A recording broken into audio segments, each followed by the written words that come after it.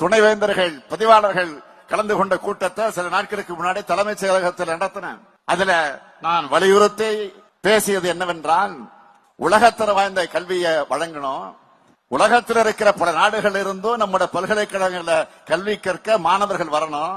அதுக்கான பிளான ரெடி பண்ணுங்கன்னு சொல்லி இருக்கேன்.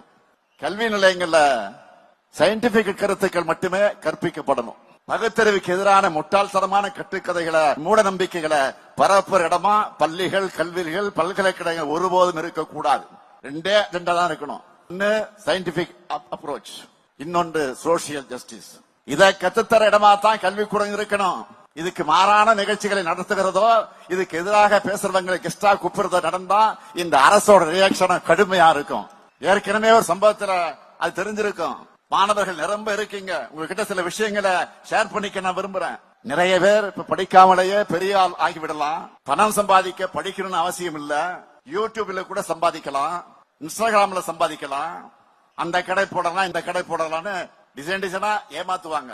அந்த வலையில சிக்கிடாதீங்க. அவங்க சொல்றதெல்லாம் விதிவிலக்குகள். விதிவிலக்குகள் எப்பொழுதும் விதியாகாது. உங்களுக்கு விருப்பமான எந்த வேலையும் தொழிலையும் செய்யலாம், அது தவறு இல்ல. ஆனா எல்லாத்தையும் கல்விதான் அடிப்படை. எல்லாத்துக்கும் மறந்துடாதீங்க. படிப்பு பயனற்றதுன்னு யாராச்சும் சொன்னா அவங்கள சைலண்டா உங்க லைஃப்ல இருந்து அவாய்ட் பண்ணுங்க. கல்விதான் யாராலையும் பறிக்க முடியாத உண்மையான சொத்துன்னு நான் தொடர்ந்து சொல்லிட்டு வரேன். இன்னும் 100 முறை சொல்லுவேன். ஏன்னா மாணவர்களை படிக்க விடக்கூடாதுன்னு இப்ப புதுசா தேசிய கல்விக் கொள்கை, விஸ்வகர்மா திட்டங்கள் எல்லாம் கொண்டு வராங்க. இன்னொரு பக்க சோசியல் மீடியா மூலமா தவறான அட்வைஸ்களை, திசை திருப்பல்களை, மறுபக்க மாணவர்கிட்ட சாதிய உணவை தூண்டுகிற பல வகையில் சதி நடக்குது. உங்கள் ரோல் மாடல சோசியல் மீடியாவில் தேடாதீங்க. சோசியல் மீடியா என்பது பொழுதுபோக்குக்கான ஒரு ஸ்பேஸ்.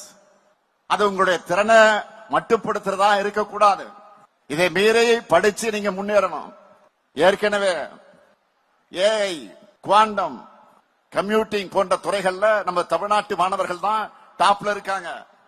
இதுக்கு காரணம் கல்வியில நம்மோட தொலைநோக்கு பார்வை தான். இதே வேகத்தோட அடுத்த நூற்றாண்டுக்கு தேவையான கல்வியை நம்ம மாணவர்களுக்கு தர கல்வியாளர்கள் உறுதி ஏற்கணும்.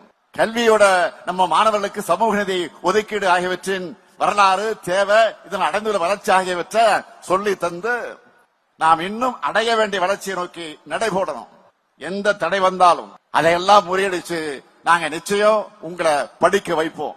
நான் சொல்லிக்கிறதெல்லாம் நீங்க பாக்குறது மட்டும் உலகம்னே நினைக்காதீங்க. உலகம் ரொம்ப பெருசு, ரொம்ப ரொம்ப பெருசு. அதை பார்க்க கல்வி என்ற கண்ணாடியை நீங்க போட்டுக்கணும். சாதி, மதம், தெரு, ஊர்னு உங்களுடைய எல்லையை நீங்களே சுருக்கிடாதீங்க. அந்த காலத்துல பிச்சை எடுத்தாவது படின்னு ஏன் சொன்னாங்க? யோசிங்க. கல்விக்கு மிஞ்சினது எதுவும் இல்ல. நிறைவா நான் சொல்லிக்க விரும்புறது, இங்க அரசு, கல்வியாளர்கள், மாணவர்கள் இருக்கும். நமக்கான உரிமைகளை மீட்டு உங்களை படிக்க வைக்கிறது அரசுடைய கடமை. உங்களுக்கு நல்ல கல்வியை தந்து அறிவார்ந்தவர்களாக உயர்த்துறது கல்வியாளருடைய கடமை. நாங்க உருவாக்கி தரக்கூடிய வாய்ப்புகளையும் கல்வியையும் பயன்படுத்தி வாழ்க்கையில் அடுத்த லெவலுக்கு முன்னேறி உங்க குடும்பத்துக்கும் நாட்டுக்கும் பெருமை சேர்க்க வேண்டியது மாணவர்களாகிய உங்க கடமை. இந்த கடமைகளை நிறைவேற்ற இந்த முத்துவேல், கருணாநிதி ஸ்டாலினும் திராவிட மாடல் அரசும் என்றைக்கும் துணை நிற்கும். நன்றி, வணக்கம்.